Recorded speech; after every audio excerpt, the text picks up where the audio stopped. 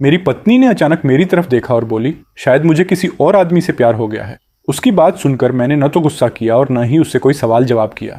मैं बस शांत होकर उसे देखता रहा। फिर मैंने पूछा, वो आदमी कौन है?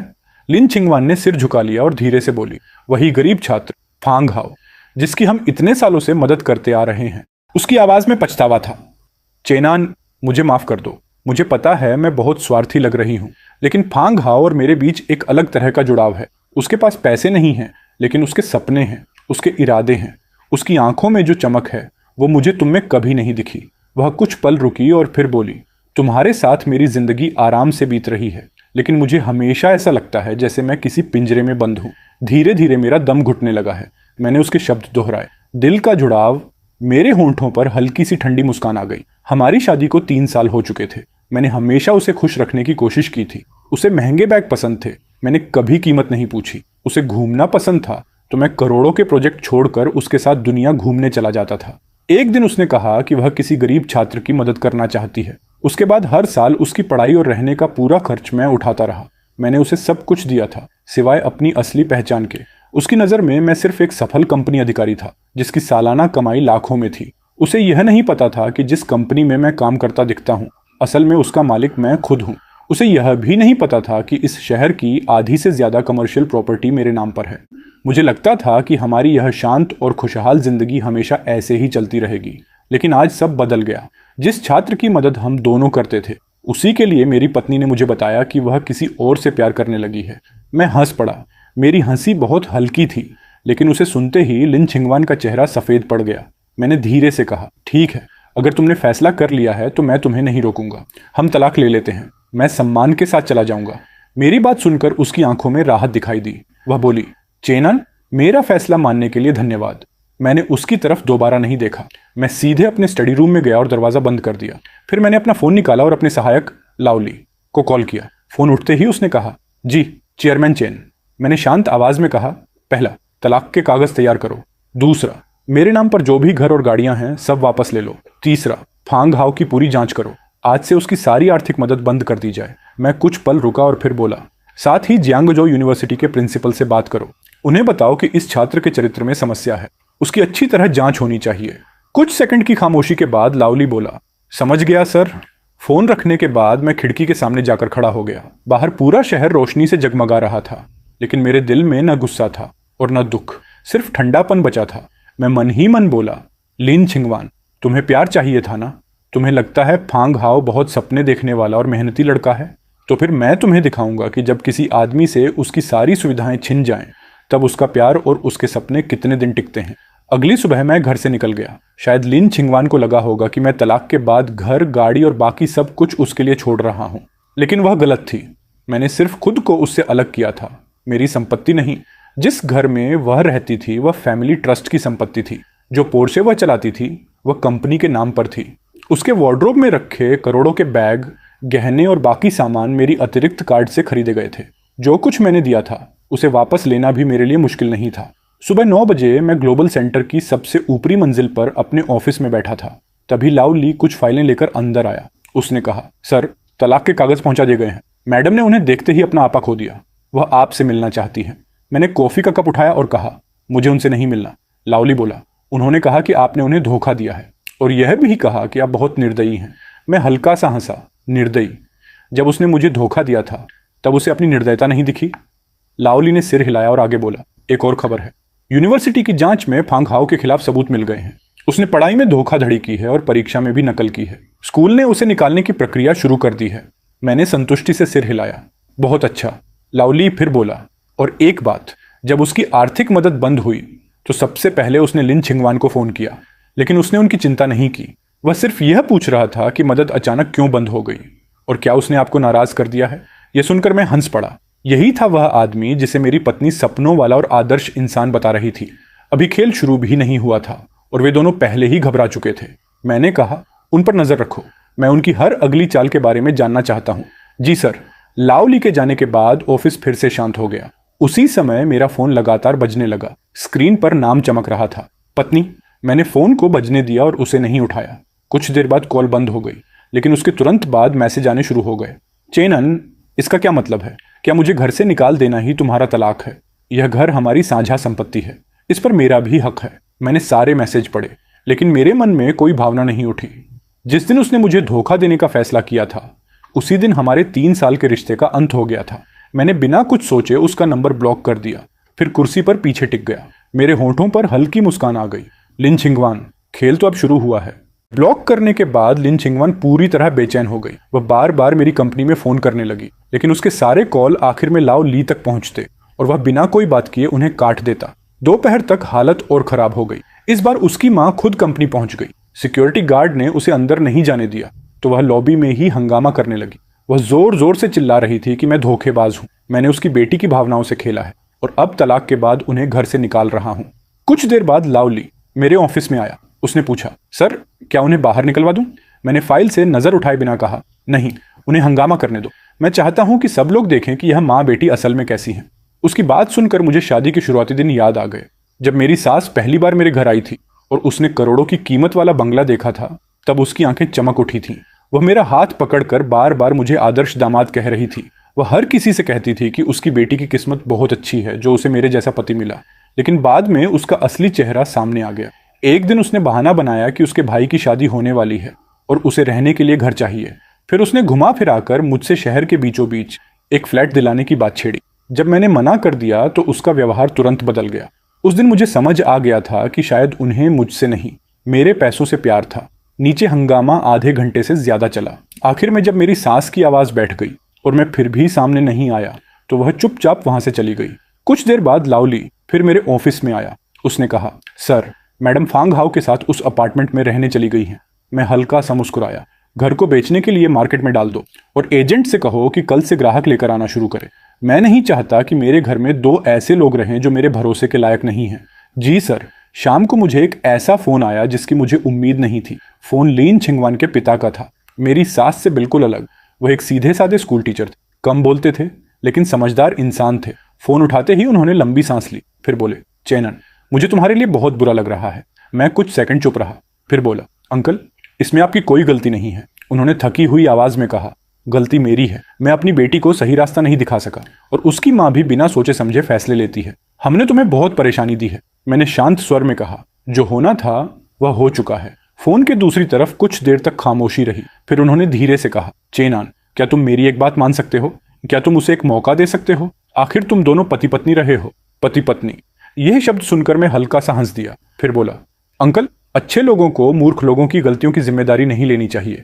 लिन छिंगवान अब बच्ची नहीं है, उसे अपने फैसलों की कीमत खुद चुकानी होगी। और जहां तक उसके भविष्य की बात है, आप चिंता मत कीजिए, मैं उसे बर्बाद नहीं करूंगा। मैं बस उसे यह दिखाऊंगा कि उसने जिस प्यार को चुना है वह असल जिंदगी के सामने कितना टिकता है। इतना कहकर मैंने फोन रख दिया। अगली सुबह ज़्यांगजो यूनिवर्सिटी की वेबसाइट पर एक नोटिस जारी हुआ। उसमें लिखा था कि आर्थिक विभाग के छात्र फांग हाउ को यूनिवर्सिटी से निकाला जा रहा है। नोटिस में उसके पिछले 3 सालों की सारी गलतियां लिखी थीं। नकल करना, झूठे दस्तावेज देना, गरीब छात्रों के लिए मिलने वाली सहायता का गलत फायदा उठाना, सारे सबूत साफ थे। खबर सामने आते ही पूरे कॉलेज में हंगामा मच गया। लोग लगातार चर्चा करने लगे, क्या सच में फांग हाउ को निकाल दिया गया? वही जो खुद को प्रेरणा देने वाला छात्र बताता था। मैं तो पहले से कहता था कि वह ठीक इंसान नहीं है। सुना है वह किसी अमीर महिला के पैसों पर जीता था। मैंने उसे कई बार महंगी गाड़ियों में घूमते देखा है और वह अक्सर लिन छिंगवान के साथ भी दिखाई देता था। सिर्फ एक सुबह के अंदर फांग हाउ की सालों से बनाई गई अच्छी छवि टूट गई। लेकिन यह तो बस शुरुआत थी। उसी दोपहर प्रॉपर्टी एजेंट कुछ ग्राहकों को लेकर उस अपार्टमेंट में पहुंचा जहां लिन छिंगवान और फांग हाउ रह रहे थे। दरवाजा खुला। लिन छिंगवान नाइट ड्रेस में सामने खड़ी थी। इतने सारे लोगों को देखकर वह हैरान रह गई। उसने पूछा, आप लोग कौन हैं? एजेंट ने विनम्रता से कहा, मैडम हम प्रॉपर्टी एजेंट हैं, घर देखने आए हैं। घर देखने? उसका चेहरा तुरंत बदल गया। आपको जरूर कोई गलतफहमी हुई है, यह मेरा घर है। एजेंट ने कागज निकाल कर दिखाए। गलती नहीं हुई है, घर के मालिक चेन सर हैं और उन्होंने इसे बेचने का आदेश दिया है। ये देखिए, उनके हस्ताक्षर भी हैं। कागज देखते ही लिन छिंगवान का चेहरा उतर गया। उसी समय फांग हाउ भी कमरे से बाहर आया। उसने पूछा, क्या हुआ? जब उसे पूरी बात पता चली तो उसका चेहरा भी खराब हो गया। वह गुस्से में बोला, घर बेच दिया जाएगा तो फिर हम कहाँ रहेंगे? फिर वह सीधे लिन छिंगवान पर बरस पड़ा। तुमने तो कहा था कि वह सब कुछ छोड़कर चला जाएगा, अब क्या करेंगे? लिन छिंगवान पूरी तरह घबरा गई। उसकी आंखों से आंसू बहने लगे। वह बोली, मुझे नहीं पता, चेनान पहले ऐसा नहीं था। फांग हाउ गुस्से से चिल्लाया, वह नहीं बदला है। असल में तुम बहुत भोली निकली। तुम्हें इतनी सी बात भी समझ नहीं आई? दोनों ग्राहकों के सामने ही झगड़ने लगे। जिस प्यार के लिए लिन छिंगवान ने अपनी शादी तोड़ दी थी, उसमें पहली दरार पड़ चुकी थी। अपार्टमेंट में हुआ हंगामा देखकर घर देखने आए सभी ग्राहक जल्दी जल्दी वहां से चले गए। कुछ देर बाद एजेंट ने मुझे फोन किया। वह बोला, सर, ये लोग घर छोड़कर जाने को तैयार नहीं है, हम कुछ नहीं कर पा रहे। मैंने शांत आवाज में कहा, पुलिस को बुलाओ, कानून के हिसाब से जो करना है करो। करीब आधे घंटे बाद 2 पुलिस वाले अपार्टमेंट पहुंच गए। पुलिस को देखते ही लिन छिंगवान और फांग हाओ का सारा घमंड गायब हो गया। एक पुलिस अधिकारी ने सख्त आवाज में कहा, मैडम, ये घर चेन आंसर की निजी संपत्ति है। मालिक को पूरा अधिकार है कि वह अपनी संपत्ति का जैसा चाहे इस्तेमाल करे। आप दोनों तुरंत घर खाली कीजिए। अगर आपने मना किया तो हमें कानूनी कार्रवाई करनी पड़ेगी। ये सुनते ही लिन छिंगवान पूरी तरह स्तब्ध रह गई। उसे हमेशा लगता था कि यह घर पति पत्नी की साझा संपत्ति है, लेकिन आज पहली बार उसे एहसास हुआ कि वह मुझे कभी सच में जान ही नहीं पाई। उधर फांग हाओ का चेहरा भी काला पड़ गया। उसने लिन छिंगवान की तरफ देखा। उसकी आंखों में प्यार नहीं, सिर्फ गुस्सा था। वह सोचता था कि लिन छिंगवान का सहारा लेकर उसकी जिंदगी बदल जाएगी, लेकिन अब तो वह खुद मुश्किल में फंस चुकी थी। आखिरकार पुलिस की मौजूदगी में दोनों को सामान बांधना पड़ा। कमरे में रखे महंगे बैग, गहने, कपड़े और जूते अब उनके किसी काम के नहीं थे। लिन छिंगवान सब कुछ साथ ले जाना चाहती थी, लेकिन उसके लिए इतना सामान ले जाना संभव नहीं था। आखिर में वह सिर्फ एक सूटकेस लेकर बाहर निकली। फांग हाओ भी उसके साथ था। जब दोनों सोसाइटी के गेट तक पहुंचे तो लिन छिंगवान ने पीछे मुड़कर उस घर को देखा जिसमें उसने 3 साल बिताए थे। अचानक उसकी आंखों से आंसू बहने लगे। वह वहीं खड़ी होकर रोने लगी, लेकिन फांग हाओ को उसकी हालत से कोई फर्क नहीं पड़ रहा था। वह सिगरेट पीते हुए खड़ा था। उसकी नजरों में अब न प्यार था और न परवाह, सिर्फ चिढ़ और नाराजगी थी। वह गुस्से में बोला, बस करो रोना, हर समय रोती ही रहती हो, रोने से क्या बदल जाएगा? लिन छिंगवान ने हैरानी से उसकी तरफ देखा। फांग हाओ, तुम मुझसे ऐसा कैसे बोल सकते हो? मैंने तुम्हारे लिए अपना घर तक छोड़ दिया। फांग हाओ हंस पड़ा, फिर बोला, तुमने घर नहीं छोड़ा, असल में तुम्हें घर से निकाल दिया गया है। लिन छिंगवान, सच का सामना करो। तुम्हारे पास अब कुछ नहीं बचा, न घर, न पैसा, न कोई काम। ऐसी हालत में तुम प्यार की बात कैसे कर सकती हो? उसकी बात सीधे लिन छिंगवान के दिल में उतर गई।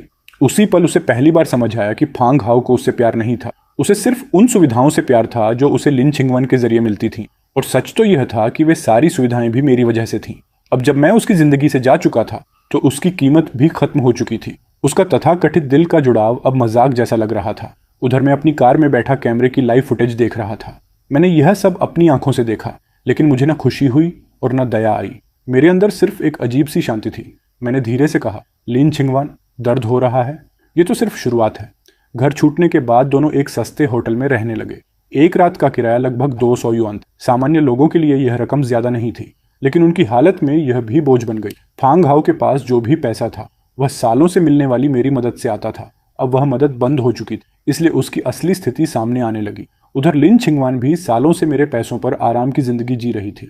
उसके पास खुद की बचत लगभग नहीं थी। कुछ ही दिनों में दोनों के सामने सबसे बड़ी समस्या खड़ी हो गई, पैसों की कमी।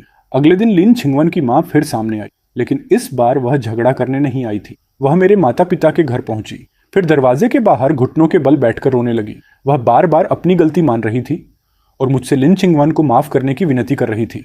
मेरी मां का दिल पिघल गया। आखिर में उन्होंने मुझे फोन किया। वह बोली, चेनान, अब बहुत हो गया, कभी कभी माफ कर देना भी अच्छा होता है। मैं कुछ देर चुप रहा, फिर बोला, मां, कृपया इस मामले में मत पड़िए। उन्होंने धीरे से कहा, लेकिन वह तुम्हारी पत्नी थी। मैंने जवाब दिया, जिस दिन उसने मुझे धोखा दिया उसी दिन वह मेरी पत्नी रहना बंद हो गई थी। मेरी बात सुनकर मां चुप हो गई। फिर उन्होंने मुझे मनाने की कोशिश नहीं की। शाम को लाओ ली फिर मेरे ऑफिस में आया। उसके पास नई खबर थी। वह बोला, सर, आज होटल में दोनों के बीच बड़ा झगड़ा हुआ। कारण सिर्फ होटल का किराया था। फांग हाओ कह रहा था कि लिन छिंगवान बहुत ज्यादा पैसे खर्च करती है और लिन छिंगवान उसे ताना दे रही थी कि वह हमेशा औरतों के पैसों पर जीता है। आखिर में दोनों अलग हो गए। फांग हाओ पूरी रात इंटरनेट कैफे में बैठा रहा और लिन छिंगवान होटल में अकेली रोती रही। मैंने बस सिर हिला दिया और वापस अपने काम में लग गया। मुझे यह सब सुनकर कोई हैरानी नहीं हुई। जो लोग प्यार के नाम पर शादी तोड़ देते हैं वे अब कुछ 100 युआन के लिए एक दूसरे से लड़ रहे थे। कभी कभी जिंदगी इंसान को ऐसा सबक देती है जो किसी भी ताने से ज्यादा दर्दनाक होता है। लेकिन इससे भी दिलचस्प बात अब भी बाकी थी। लिन छिंगवान ने अपनी अमीर सहेलियों से मदद मांगनी शुरू कर दी। वह उनसे पैसे उधार लेना चाहती थी, लेकिन नतीजा उसकी उम्मीद से बिल्कुल अलग निकला। जो महिलाएं पहले उसके साथ स्पा जाती थीं, महंगे कैफे में बैठती थीं और लग्जरी चीजों का दिखावा करती थीं, उन्होंने उससे दूरी बना ली। उधर मैंने लाओ ली को फोन लगाया। मैंने शांत स्वर में कहा, उस होटल से भी उन्हें निकलवा दो। समझ गया सर। फोन कट गया और दूसरी तरफ लिन छिंगवान और फांग हाओ की असली मुसीबतें अब शुरू होने वाली थीं। उसी रात होटल वालों ने भी लिन छिंगवान और फांग हाओ को बाहर निकाल दिया। दोनों अपने सूटकेस लेकर सड़क किनारे खड़े थे। ठंडी हवा चल रही थी और उनकी हालत बेहद खराब लग रही थी। लिन छिंगवान ने अपना महंगा कोट कसकर पकड़ लिया। उसका शरीर ठंड से कांप रहा था। वह रोती हुई बोली, अब हम क्या करेंगे?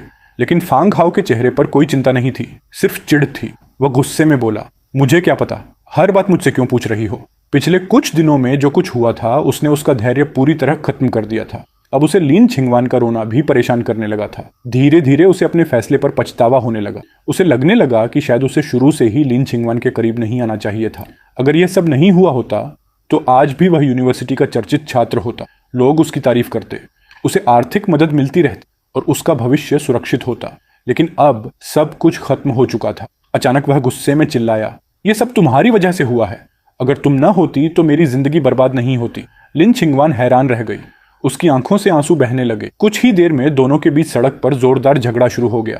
पहले तुम्हारे पास पैसा था, पहले तुम्हारे पीछे चेनान खड़ा था, अब तुम्हारे पास क्या है? तुम बस एक ऐसी औरत हो जिसे घर से निकाल दिया गया है। उसकी हर बात लिन छिंगवान के दिल पर चोट कर रही थी। उसी पल उसे पूरी सच्चाई समझ आ गई। गुस्से में फांग हाओ ने उसके पर्स में बचे आखिरी कुछ पैसे भी ले लिए, फिर बिना पीछे देखे वहां से चला गया। लिन छिंगवान अकेली सड़क पर रह गई। वह सूटकेस के पास बैठकर जोर जोर से रोने लगी। उधर लाओ ली ने पूरी घटना की वीडियो मुझे भेज दी। मैंने वीडियो देखी, फिर बिना कुछ कहे उसे डिलीट कर दिया। मेरे चेहरे पर कोई भाव नहीं था। अगले दिन लाओ ली फिर मेरे ऑफिस में आया। उसने कहा, सर, लिन छिंगवान ने पूरे दिन कुछ नहीं खाया। उसकी माँ का फोन आया था। वह चाहती हैं कि आप उस पर थोड़ी दया करें। मैं फाइल पर साइन करते हुए बोला, क्या वह भूख से मर गई? नहीं सर। तो उसे भूखा रहने दो। लाओली चुप हो गया और मैं पहले की तरह शांत बैठा रहा। धोखे के मामले में मैं कभी नरम नहीं पड़ता था। उसी दिन दोपहर में एक और बड़ी खबर पूरे शहर में फैल गई। फांग हाओ चोरी करते हुए पकड़ा गया था। घटना एक इंटरनेट कैफे में हुई थी। पैसों की तंगी के बाद उसने किसी का नया मोबाइल चुरा लिया था। वह उसे बेचकर पैसे कमाना चाहता था, लेकिन वह रंगे हाथों पकड़ा गया। उसके पास कोई सफाई नहीं थी, सबूत साफ थे। सबसे मजेदार बात यह थी कि पकड़े जाने के बाद भी वह चिल्ला रहा था, तुम जानते हो मैं कौन हूं? मेरी गर्लफ्रेंड लिन छिंगवान है, उसका पति चेनान है। उसकी यह वीडियो इंटरनेट पर फैल गई और लोग उसका मजाक उड़ाने लगे। कोई कह रहा था, वाह, प्रेरणादायक छात्र अब चोर बन गया। तो कोई कह रहा था, दूसरों के पैसों पर जीने वाला आखिर असली रूप में आ गया। कुछ ही घंटों में उसकी बदनामी पूरे शहर में फैल गई। आखिर में चोरी के मामले में उसे 15 दिन की हिरासत में भेज दिया गया। शाम को वह अपना सूटकेस लेकर अपने पुराने घर पहुंची। दरवाजा उसकी मां ने खोला, लेकिन उसे गले लगाने के बजाय गुस्से से देखने लगी। जैसे ही लिन छिंगवान अंदर जाने लगी, उसकी मां चिल्लाई, तुम्हारी हिम्मत कैसे हुई वापस आने की? तुमने पूरे परिवार की इज्जत मिट्टी में मिला दी। लिन छिंगवान दरवाजे पर घुटनों के बल बैठ गई। रोते हुए बोली, मां, मुझसे गलती हो गई, कृपया मुझे माफ कर दो, मुझे घर आने दो। लेकिन उसकी मां का गुस्सा अब सीमा पार कर चुका था। पिछले कई दिनों से लोग उसे ताने मार रहे थे। वह भी अंदर ही अंदर टूट चुकी थी। वह बोली, अब पछताने से क्या होगा? तुम्हारे पास चेनान जैसा पति था, फिर भी तुम किसी झूठे प्यार के पीछे भागी। आज देख लो नतीजा, सब कुछ खो दिया। लिन छिंगवान लगातार माफी मांगती रही। वह बार बार सिर झुकाकर रोती रही, यहां तक कि उसके माथे से खून भी निकल आया। लेकिन उसकी मां का दिल नहीं पिघला। आखिर में उसने सूटकेस बाहर फेंक दिया और ठंडी आवाज में बोली, चली जाओ, आज के बाद इस घर में वापस मत आना। इतना कहकर उसने दरवाजा बंद कर दिया। लिन छिंगवान बाहर बैठी रोती रही, लेकिन दरवाजे के दूसरी तरफ उसकी मां भी दीवार से लगकर रो रही थी। उस पल यह परिवार पूरी तरह बिखर चुका था। उधर मैं ऑफिस में बैठा एक अरबों की डील के कागजों पर साइन कर रहा था। लाओ ली ने पूछा, सर, क्या अब भी हमें कुछ करना है? मैंने आखिरी दस्तखत किए और शांत स्वर में कहा, नहीं, कुछ लोग तब तक नहीं समझते जब तक उन्हें अपने फैसलों का नतीजा न मिल जाए। अब जब सच्चाई सामने आ चुकी है तो उसे उसका पूरा असर महसूस करने दो। उस रात लिन छिंगवान के पास रहने की कोई जगह नहीं थी। वह एक पुराने बिल्डिंग के गलियारे में सिकुड़ कर बैठी रही। वह भूखी थी और पूरी तरह अकेली थी। उसे अपने पुराने दिन याद आने लगे। उसे याद आया कि जब भी वह घर लौटती थी उसके लिए गर्म खाना तैयार रहता था। उसे याद आया कि जब वह बीमार पड़ती थी तो मैं पूरी रात उसके पास बैठा रहता था। जो खुशियां कभी उसे साधारण लगती थीं, आज वही उसके लिए सपना बन चुकी थी। पहली बार उसे अपने फैसले पर सच्चा पछतावा हुआ। लिन छिंगवान जितनी जल्दी टूटी, उसकी मैंने भी उम्मीद नहीं की थी। कुछ दिन सड़क पर भटकने के बाद उसने अपने पास बचा आखिरी महंगा कोट बेच दिया। उसे कुछ पैसे मिले। फिर वह शहर के एक बेहद सस्ते लॉज में रहने लगी। उसके बाद उसने मुझे ढूंढने की हर संभव कोशिश शुरू कर दी। वह मेरे माता पिता से संपर्क करने लगी, मेरे दोस्तों को फोन करने लगी, यहाँ तक कि मेरे कुछ बिजनेस पार्टनरों तक भी पहुंच गई। वह हर किसी से रो रो कर कहती कि उसे अपनी गलती का एहसास हो गया है। वह अब भी मुझसे प्यार करती है और चाहती है कि कोई उसके लिए मुझसे बात करे, लेकिन नतीजा हर बार एक जैसा रहा। कोई भी उसकी खातिर मेरे खिलाफ नहीं जाना चाहता था। आखिर में उसने लाओ ली को फोन किया। रोते हुए बोली, असिस्टेंट ली, कृपया मेरी मदद कीजिए, बस एक बार मुझे चेनान से मिलने दीजिए, 1 मिनट के लिए ही सही। लाओ ली कुछ देर चुप रहा, फिर बोला, मैडम लिन, कुछ गलतियां ऐसी होती हैं जिन्हें सिर्फ माफी मांगकर ठीक नहीं किया जा सकता। इतना कहकर उसने फोन काट दिया। उस दिन के बाद लिन छिंगवन पूरे दिन अपने कमरे में बंद रही। रात को लॉज के मालिक को कुछ गड़बड़ लगी। जब उसने दरवाजा खोला तो पता चला कि लिन छिंगवान खुद को नुकसान पहुंचाने की कोशिश कर रही थी। अच्छी बात यह रही कि समय रहते उसे अस्पताल पहुंचा दिया गया। कुछ ही देर में यह खबर मेरे पास भी पहुंच गई। लाओ ली ने पूछा, सर क्या आप अस्पताल जाना चाहेंगे? उस समय मैं यूरोप के एक बड़े अधिग्रहण प्रोजेक्ट की फाइल देख रहा था। मैंने बिना सिर उठाए पूछा, क्या वह मर गई? नहीं सर, मैंने कहा, तो उसका इलाज करवा दो, लेकिन उसे मरने मत देना। लाओली हैरान रह गया। उसने पूछा, क्यों सर? मैंने फाइल बंद की और खिड़की के बाहर देखते हुए कहा, क्योंकि मौत बहुत आसान होती है। मैं चाहता हूं कि वह जिंदा रहे और हर दिन याद करे कि उसने क्या खोया है। अस्पताल से छुट्टी मिलने के बाद लिन छिंगवान ने एक रेस्टोरेंट में वेट्रेस की नौकरी कर ली। उसकी महीने की तनख्वाह सिर्फ 3000 युआन थी। अब उसे खुद कपड़े धोने पड़ते थे, साधारण खाना खाना पड़ता था और रोज बस में धक्के खाकर काम पर जाना पड़ता था। वह अमीर और आरामदायक जिंदगी अब पूरी तरह खत्म हो चुकी थी। कुछ समय बाद लाओ ली कभी कभी उसकी तस्वीरें भेज देता था। उन तस्वीरों में वह बेहद थकी हुई दिखाई देती थी। बर्तन धोते धोते उसके हाथ भी खराब हो गए थे। मैं तस्वीरों पर सिर्फ एक नजर डालता और फिर उन्हें हटा देता। मेरे अंदर न खुशी थी और न दया।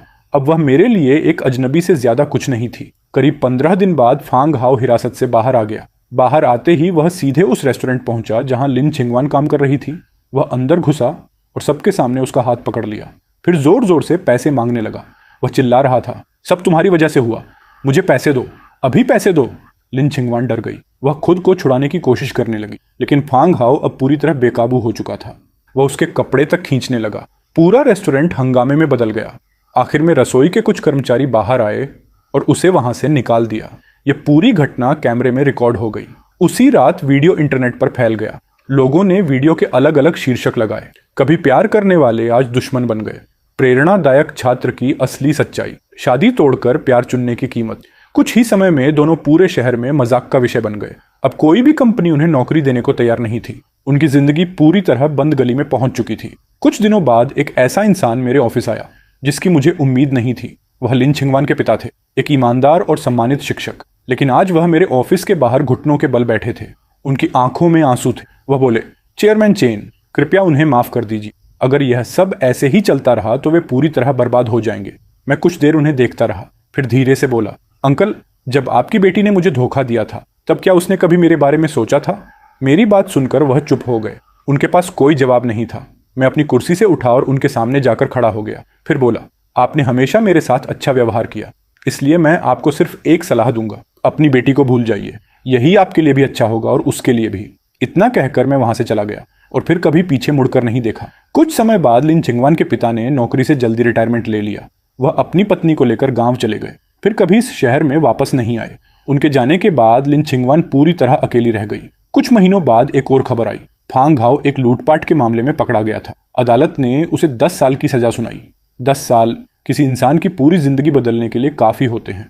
उधर लिन छिंगवान भी जिंदा रहने के लिए जगह जगह भटक रही थी। जिस दिल के जुड़ाव के लिए उसने सब कुछ छोड़ दिया था, वही सपना आखिरकार पूरी तरह टूट गया। जब लाओली ने मुझे यह खबर सुनाई तो मैंने सिर्फ इतना कहा, अब आगे से उनकी कोई खबर मुझे मत देना। जी सर। उस दिन के बाद लिन छिंगवान और फांग हाओ मेरी जिंदगी से हमेशा के लिए गायब हो गए। मेरा बदला पूरा हो चुका था। मैंने कभी उन्हें मारा नहीं, न ही उन पर चिल्लाया, लेकिन मैंने उनसे वह सब छीन लिया जो उनके लिए सबसे ज्यादा मायने रखता था, फांग हाओ का भविष्य और लिन छिंगवान का तथाकथित प्यार। कुछ साल बाद मैं एक बड़ी बिजनेस पार्टी में शामिल हुआ। उस समय मेरा बिजनेस पहले से कहीं ज्यादा तेजी से बढ़ रहा था। हर कोई मुझसे मिलना चाहता था। उसी पार्टी में मेरी मुलाकात एक महिला से हुई। उसका नाम सूचिंग था। वह मेरी नई असिस्टेंट थी। वह समझदार थी, आत्मनिर्भर थी और अपने लक्ष्य साफ साफ जानती थी। वह कभी अपनी जिम्मेदारी दूसरों पर नहीं डालती थी। उसे देखकर मुझे एक बात समझ आई, इंसानों के बीच सबसे बड़ा फर्क पैसा नहीं होता, सबसे बड़ा फर्क उनके फैसलों और जिम्मेदारियों में होता है। पार्टी खत्म होने से पहले सूचिंग ने अपना गिलास उठाया और मुस्कुराकर बोली, चेयरमैन चेन, मुझे यह मौका देने के लिए धन्यवाद। मैंने भी गिलास उठाया, फिर मुस्कुराकर कहा, मौका मैंने नहीं दिया, तुमने अपनी मेहनत से हासिल किया है। दोनों के गिलास टकराए। मैंने खिड़की के बाहर चमकते शहर को देखा। मेरे मन में पूरी शांति थी। अतीत अब खत्म हो चुका था। पुराने लोग और पुरानी बातें इतिहास बन चुकी थीं और मेरी असली जिंदगी अब शुरू हो रही थी।